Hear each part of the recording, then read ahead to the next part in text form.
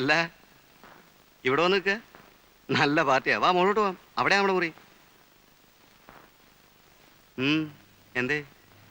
വീട്ടിൽ നിന്ന് ഞാൻ ആദ്യമായിട്ട് അകന്ന് നിൽക്കുന്നേ. അതുകൊണ്ടെന്താ? അല്ല അവിടെ കൊണ്ടാക്കണോ? അല്ലെങ്കിൽ തന്നെ എനിക്ക് അങ്ങോട്ട് വരാൻ പേടിയാ. ഞാൻ വലിയ മഹാകവിയാണെന്ന് ധരിച്ചു വെച്ചിരിക്കുക തന്റെ ചേട്ടൻ നടൻ. മഹാകവിയോ? ആ, അന്ന് അങ്ങേര് എന്നെ കാണാൻ കോളേജ് വന്നപ്പോ രക്ഷപ്പെടാൻ വേണ്ടി ഞാനൊരു ബുദ്ധിജീവി കളിച്ചു, ഒരു കവിതയും കാച്ചി. അല്ലെങ്കിൽ റോട്ടി വെച്ച അന്ന് ഞാൻ തല്ലുകൊണ്ടേനെ. ഇന്ന് കല്യാണ തിരക്കിനിടയ്ക്ക് എന്നോട് പറയാ അവരുടെ അടുത്ത നാടകത്തിന് ഒരു പാട്ട് എഴുതി കൊടുക്കാൻ. എന്നോട് നീ ഇവിടെ ഒന്ന് നിൽക്കണോ? അപ്പുറത്തോട്ട് ചെല്ലേ, അവിടെ 100 കൂട്ടം പണിയുണ്ട്. മോളെ, ഇവര് പുറപ്പെടുക അത്രേ. കേട്ടോ ശാരദേ, ഈ കുട്ടിയ എന്റെ മരുമകളായിട്ട് വരാൻ പോകുന്നു പറഞ്ഞപ്പോ പലരും ചോദിച്ചു, എന്താ ഭഗീരഥമേ നിങ്ങൾക്ക് വേറെ ഒരു ബന്ധവും കിട്ടിയില്ലെന്ന്. കാര്യം സ്വത്ത് കുറച്ച് കുറവായിരിക്കും. ആയിക്കോട്ടെ, അവന്റെ ഇഷ്ടമല്ലേ ഞാൻ നോക്കേണ്ടത്. ആഭരണങ്ങളില്ലെന്നോ ഒരു ഡ്രൈവറുടെ മോളാണെന്നോ ഇതൊന്നും ഞാൻ നോക്കില്ല. ജഡ്ജി ശിവദാസ മേനോന്റെ മോള് മാലതിയുടെ ആലോചന വന്നതാ. അവരാണെങ്കിൽ നമ്മുടെ തരാതരക്കാരാ. പക്ഷെ ഞാൻ പറഞ്ഞു പറ്റില്ലെന്ന്. പാവപ്പെട്ട വീട്ടിലെ കുട്ടിയാകുമ്പോ ഒന്നുമില്ലെങ്കിലും അടുക്കള പണിയെങ്കിലും അറിയാലോ. വാ വരട്ടെ വരട്ടെ.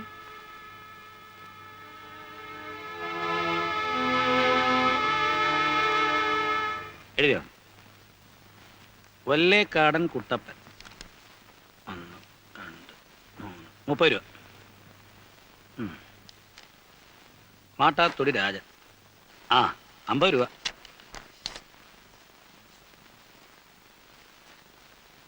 കുന്നുംപുറത്ത് കൃഷ്ണൻകുട്ടി 25 രൂപ. കുന്നുംപുറത്തുകാർ 25 രൂപയെ തന്നുള്ളൂ. അവന്റെ പെങ്ങളുടെ കല്യാണത്തിന് നമ്മൾ 25 കൊടുത്തുള്ളൂ എന്ന് പറഞ്ഞാൽ അവരുടെ കല്യാണത്തിനോട് ഗോവു മാത്രമേ പോയുള്ളൂ. ഇത് കുന്നുംപുറത്ത് 3 പേരെ വന്ന് മിഷ്ടാനം ഉണ്ടേച്ചു പോയത്. കല്യാണ തിരക്കിനിടയ്ക്ക് നീ അത് നോക്കിയോ? നോക്കാതെ പറ്റില്ല അച്ഛാ. വിഷു ഹാപ്പി മാരീഡ് ലൈഫ് എന്നൊരു ആശംസ കാഴ്ചയാലൊന്നും കല്യാണത്തിന് നടക്കുകയില്ല. ഓണം കൊണ്ട് കാര്യമാറായി. എനിക്ക് ഉറക്കം വരുന്നു. അവൻ പോയി കിടന്ന് ഉറങ്ങിട്ടാ ഉണ്ണി. നീ പോ എന്ന് പറഞ്ഞാൽ അങ്ങനെ അവനും കണക്കറിയണ്ടേ? എനിക്കൊന്നും അറിയണ്ട. എടാ ഗോപു, നീ ഇരുന്ന് എഴുത്. വേണ്ട, ഞാൻ എഴുതാം. നീ വരുത്ത് പഠിക്കടാ. വേണ്ട, ആരും സഹായിക്കണ്ട, ഞാൻ തന്നെ എഴുതിക്കോളാം. വീട്ടിലായാലും ബാങ്കിലായാലും കണക്കെടുത്ത് നമ്മുടെ പഠിക്കാൻ ഒന്നുമില്ലേ?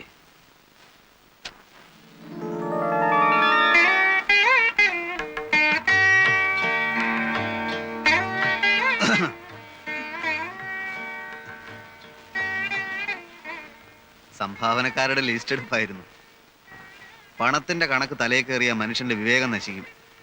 ഉണ്ണിയേട്ടന്റെ കണ്ണില് ലോകം മൊത്തം ഒരു ബാങ്കാ, വേൾഡ് ബാങ്ക്. വല്ല നാടകത്തിലോ മറ്റോ ആയിരുന്നെങ്കിൽ ഇതുപോലൊരു രംഗത്ത് എടോ നിഷ്ഠുര കാപാലിക, ഇന്നെന്റെ ആദ്യ രാത്രിയാണ്, തന്റെ പണക്കണക്ക് പോയി തൊലയട്ടെ എന്നൊരു ഡയലോഗ് കാച്ചാമായിരുന്നു. പഴങ്ങളുടെ തട്ടവിടെ, ആപ്പിളും ഓറഞ്ചും ഒക്കെ അങ്ങനെയാണല്ലോ രീതി. പിന്നെ ഒരു ഗ്ലാസ് പാല്. സിനിമയിലൊക്കെ ആദ്യ രാത്രി തുടങ്ങി കണ്ടിട്ടുള്ളത് ഇതൊക്കെ നല്ലോണം ഭക്ഷിച്ചോണ്ടാ. പാലുണ്ടായിരുന്നു, തണുത്തു തുടങ്ങിയപ്പോ ഞാൻ കുടിച്ചു. ഓ, അപ്പൊ ദൈവത്തിനുള്ളത് പൂജാരി വിഴുങ്ങി. കുഴപ്പമില്ല, തൽക്കാലം ദൈവം ശപിക്കുന്നില്ല. മാത്രമല്ല വരം വല്ലവും വേണേ ചോദിക്കുകയും ആവാം. ഒടുവിൽ പറഞ്ഞത് കാര്യമായിട്ടാ. ഇഷ്ടാനിഷ്ടങ്ങളൊക്കെ ഇന്ദുവിന് തുറന്നു പറയാം. എന്നാ പറയട്ടെ? തീർച്ചയായും. നാടകത്തിൽ അഭിനയിക്കുന്ന എനിക്ക് ഇഷ്ടമല്ല. ഞാനോ?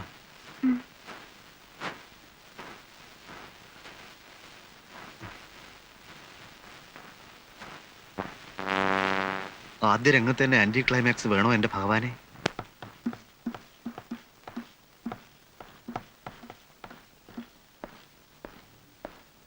അമ്മേ, ഞങ്ങളൊരു സിനിമയ്ക്ക് പോവാ. സിനിമയ്ക്ക്? സിനിമയ്ക്കോ? ഇന്നെന്താ ആഴ്ച? ഞായറാഴ്ച. എടാ, ഞായറാഴ്ച ആരെങ്കിലും സിനിമയ്ക്ക് പോവോ? ഞായറാഴ്ച സിനിമയ്ക്ക് മുടക്കൊന്നുമില്ലല്ലോ. അതല്ല മോളെ, ഭയങ്കര തിരക്കായിരിക്കും. ആ തിരക്കിനിടയിൽ ക്യൂ നിൽക്കാനും ടിക്കറ്റ് എടുക്കാനും എന്റെ മരുമകള് ബുദ്ധിമുട്ടുന്നത് എനിക്ക് സഹിക്കില്ല. നിങ്ങൾ നാളെ പോയിക്കോ, വേണമെങ്കിൽ അമ്മയും വരാം. എന്നാ പിന്നെ നമുക്ക് നാളെ പോവാം. നാളെ ഉച്ച കഴിഞ്ഞ് മാറ്റിക്ക് 3 ടിക്കറ്റ് ബുക്ക് ചെയ്യും. ചെല്. ജ്ഞാനത്തിൽ ആയവർ തൻ ഗുണത്തിൽ മറഞ്ഞ ഈ ശക്തിയെ അങ്ങ് കണ്ടാൽ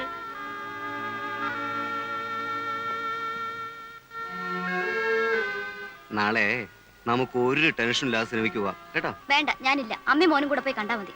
അയ്യേ, എന്താ ഇത്? അമ്മ നമ്മളോടുള്ള സ്നേഹം കൊണ്ട് പറഞ്ഞല്ലേ. അത് എനിക്കൂടെ തോന്നണ്ടേ? കോംപ്ലക്സാ. മരുമോൾ വന്നപ്പോ മോന്റെ സ്നേഹം കുറഞ്ഞു പോകുന്നുള്ള പേടി. ദേ പറഞ്ഞു പറഞ്ഞ് കാട് കയറണ്ട. തൽക്കാലം അമ്മ പറയുന്നത് കേട്ട് നടന്നാ മതി. നീ ഇത് മുഴുവനും ഇന്ന് അലക്കാൻ പോവാ?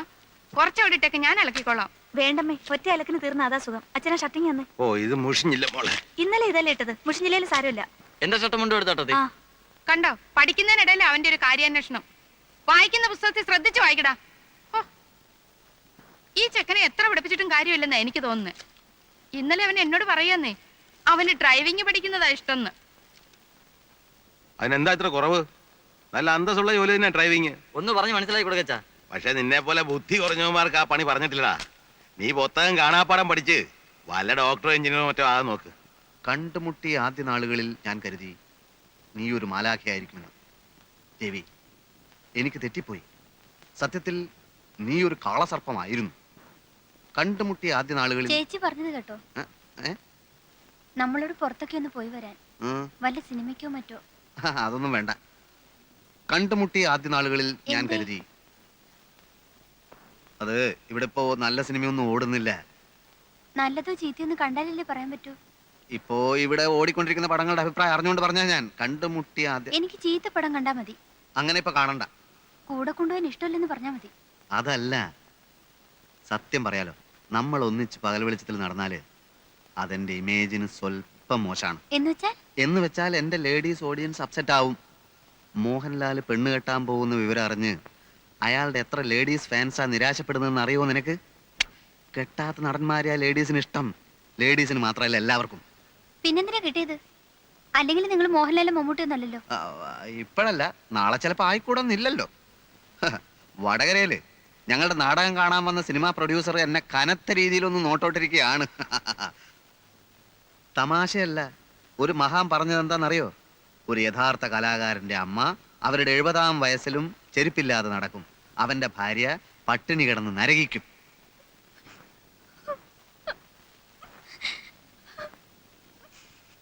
ഇന്നൊരു ദിവസത്തേക്ക് ഈ തത്വമൊക്കെ മറക്കാം. മുഖം വീർപ്പിക്കണ്ട. ഉച്ച കഴിഞ്ഞിറങ്ങാം. ഒരു കറക്കം, ഒരു മാറ്റിനി. ചെല്ലു, ഒരു ചായ ഇട്ടുകൊണ്ട് വാ. ചെല്ലാൻ. കണ്ടുമുട്ടിയ ആദ്യ നാളുകളിൽ ഞാൻ കരുതി നീ ഒരു മാലാഖയായിരിക്കുമെന്ന്.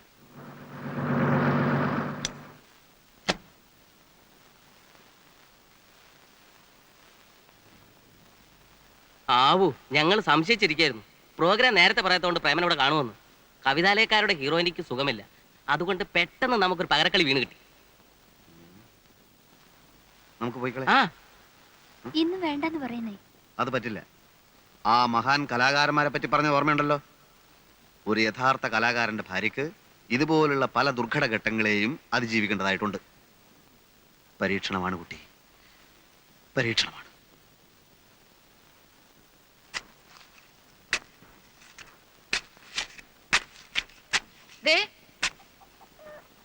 ഇങ്ങോട്ട് വന്നേ. പറഞ്ഞോ. ഇങ്ങോട്ട് വരുന്നേ. നമ്മുടെ ആശ ദൈവം കേട്ടു എന്നാ തോന്നുന്നേ. നമ്മുടെ ഏതാശ? ഗീതയ്ക്ക് വിശേഷം ഉണ്ടോന്നൊരു സംശയം. ആ, നിന്നോട് പറഞ്ഞോ? 2-3 ദിവസം മുമ്പ് ഒരു സൂചന തന്നിരുന്നു. ഇപ്പതാ കടുമാങ്ങ ഇട്ട ഭരണിയുടെ കെട്ട് പൊട്ടിച്ചിരിക്കുന്നു.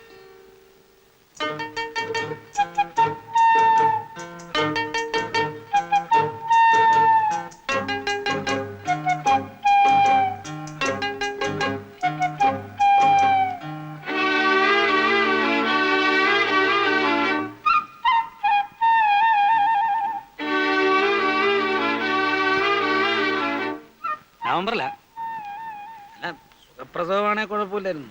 വല്ല കോംപ്ലിക്കേഷൻ അടച്ചെങ്ങനെ ഉണ്ടായെങ്കിലും ഒന്നാ. ഇതുകൊണ്ടാണ് ഞാൻ പറഞ്ഞത് എനിക്ക് പ്രമോഷൻ കിട്ടിയിട്ട് മതിയായിരുന്നു. എന്നാൽ ഇതങ്ങ് വേണ്ടെന്ന് വെക്കാം. എന്നാണോ ഞാൻ പറഞ്ഞത്? എടി, നമ്മൾ പ്രാക്ടിക്കൽ പ്രോബ്ലംസിനെ പറ്റി ഒന്ന് ചിന്തിക്കണ്ടേ? നമ്മളുടെ ജീവിതത്തിലേക്ക് ഒരു പുതിയ പാർട്ടി കടന്നു വരികയാണ്. അതിനു മുമ്പ് നമ്മളൊന്ന് തയ്യാറാവണ്ടേ? പിന്നെന്താ ഇങ്ങനെ ഒരു സ്നേഹം ഇല്ലാത്ത പോലെ? സ്നേഹമില്ലെന്നോ?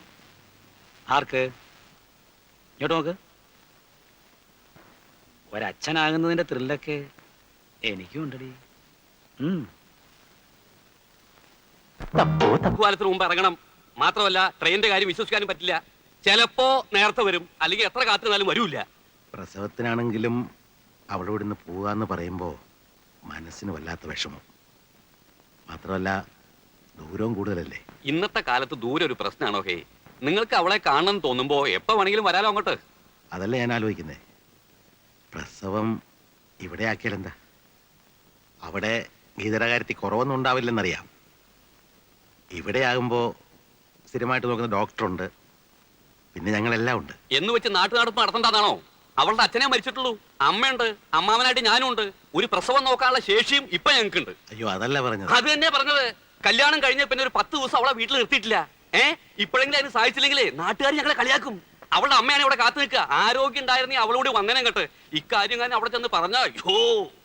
ഞാൻ വരുന്നേ. അച്ഛൻ എന്തിനാ ആവശ്യമില്ല ടെൻഷൻ ഉണ്ടാക്കുന്നേ? അങ്ങനെ അല്ലെങ്കിലേ ചൂടനാ. ഇനി ഇതുകൂടെ വഴക്കാവും. ആദ്യ പ്രസവം എന്നൊക്കെ വെച്ചാൽ പെൺവീട്ടുകാരുടെ അവകാശമാണ്. മാത്രമല്ല ഇതിനൊക്കെ ഇപ്പൊ എന്താ ചെലവെന്നറിയോ? ഗീതേ, പെട്ടെന്ന് റെഡിയാവോ, ഞാൻ പോയി വണ്ടി വിളിച്ചിട്ട് വരാം. അമ്മ അധികം പണിയൊന്നും എടുക്കരുത്. പിന്നെ അലക്കാനുള്ള തുണിയൊക്കെ ആ കാർത്തിയാനെ വിളിപ്പിച്ചിട്ട് അവളെ കൊണ്ട് അലക്കിച്ചാ മതി. അതൊക്കെ ഞാൻ നോക്കിക്കോളാം. മോള് ദേഹം അനങ്ങാതെ സൂക്ഷിക്കണം. ദേഹം അനങ്ങണമെന്നാ ഡോക്ടർ പറഞ്ഞിരിക്കുന്നത്. ആ ഡോക്ടർ അങ്ങനെയൊക്കെ പറയും. മോൾ അതൊന്നും കേൾക്കണ്ട. ശരി. ഇന്ദു, പ്രേമനോട് വഴക്കിടരുത്. അവനെ ആള് പാവാ. ഞാൻ വരുമ്പോഴേക്ക് നീ പുതിയ വിശേഷങ്ങളൊക്കെ പറയണം. ആ ഗോപു, ഇത്തവണ പരീക്ഷാഫലം വരുമ്പോ ഇവരൊക്കെ ഞെട്ടണം. അല്ലെങ്കിലും എന്റെ പരീക്ഷ പോലെ അറിയുമ്പോ ഇവരൊക്കെ ഞെട്ടാറുള്ളതല്ലേ? അങ്ങനെയല്ല, ക്ലാസ് വാങ്ങിക്കാൻ ശ്രമിക്കണം. ശ്രമിച്ചാ ഗോപുവിന് പറ്റും. പറ്റും.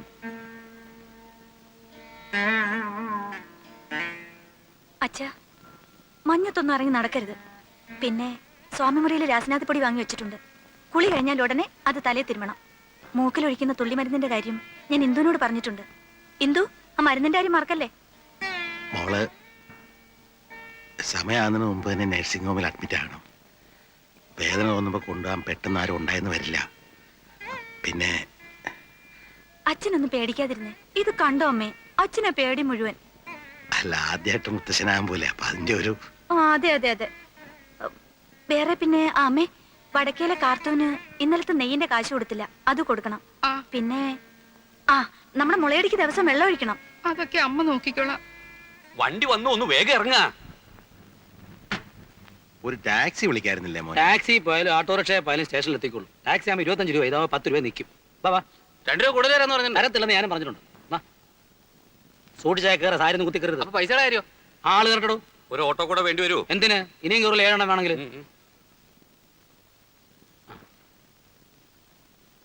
അമ്മേ ഭഗവതി. അച്ഛാ, നാളെ ഞാൻ വരും.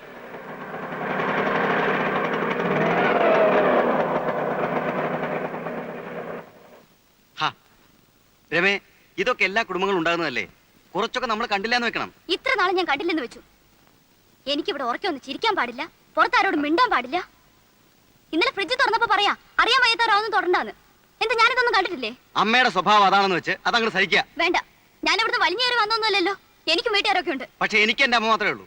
അമ്മയാണ് എന്നെ വളർത്തി ഇതുവരെ ആക്കിയത്. നീ വന്നെന്ന് കരുതി അമ്മയെ പിടിച്ച് പുറത്താക്കാനൊന്നും എനിക്ക് പറ്റില്ല. വേണ്ട, ഞാൻ പുറത്തു പോയേക്കാം. അതാണല്ലോ ആവശ്യം. ഇവിടെ കാലുകുത്തി അന്ന് മുതൽ കേട്ട് തുടങ്ങിയത് ഓരോ കുത്തുവാക്കൾ. അമ്മായിമ്മ പോരെന്നൊക്കെ കേട്ടിട്ടുണ്ട്, പക്ഷെ ഇങ്ങനെ ഒരു പോര് ഞാൻ കണ്ടിട്ടില്ല. രമേ, കൂടുതൽ സംസാരിക്കണ്ട. ഇന്നലെ കയറി വന്ന നീ ഇവിടെ ഭരിക്കാന്ന് വിചാരിക്കണ്ട.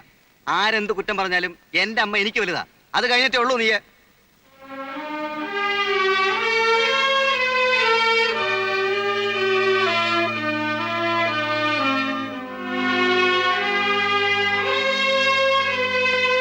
രാജാവ് പറഞ്ഞു, ധർമ്മിഷ്ഠൻ മുനിരാജാവിനാൽ ശപിക്കപ്പെട്ടതെന്തിന്? നടുവകത്തെ അയലിന്മേൽ വെള്ളത്തുണി ഞാത്തിയിടും. പഞ്ഞി കൊണ്ട് മീശയും താടിയും വെക്കും. നിഴൽ നാടകം. അമ്മയാണ് എന്നും കാഴ്ചക്കാരി. എനിക്കന്ന് 5 വയസ്സാ. ഇത്രയും കൂടി വലുതായപ്പോൾ കാലൂന്ത് വയലിലെ വെള്ളരിപ്പന്തലിലേക്ക് അരങ്ങ് മാറ്റി. വിഷമമാണ്. ഒരു സുപ്രഭാതത്തിൽ അഭിനയത്തോട് വിട പറയണമെന്നൊക്കെ പറഞ്ഞാൽ എനിക്കത് സാധിക്കില്ല. ഇത്രയും കാലം അഭിനയിച്ച ഏട്ടൻ എന്ത് നേടി? ഒന്നും നേടിയില്ല. നിങ്ങളുടെയൊക്കെ കാഴ്ചപ്പാടിൽ എൻ്റെ മനസ്സിൻ്റെ സംതൃപ്തിയാണ് എനിക്ക് വലുത്. നേട്ടോ അത് തന്നെ. ഭാവിയെ പറ്റി ഒന്നും ആലോചിക്കേണ്ടെന്നാണോ? ഞാൻ മുരളിയേട്ടനോട് പറയാം. എന്തെങ്കിലും ബിസിനസ് തുടങ്ങാനുള്ള സഹായം അല്ലേ? എനിക്ക് സൗകര്യമില്ല. ഒരു നാടക നടന്റെ ഭാര്യയായിട്ടാണ് നീ ഈ വീട്ടിലേക്ക് വന്നത്. കൂടുതലൊന്നും ആഗ്രഹിക്കണ്ട, എന്നിൽ നിന്ന് പ്രതീക്ഷിക്കുകയും വേണ്ട.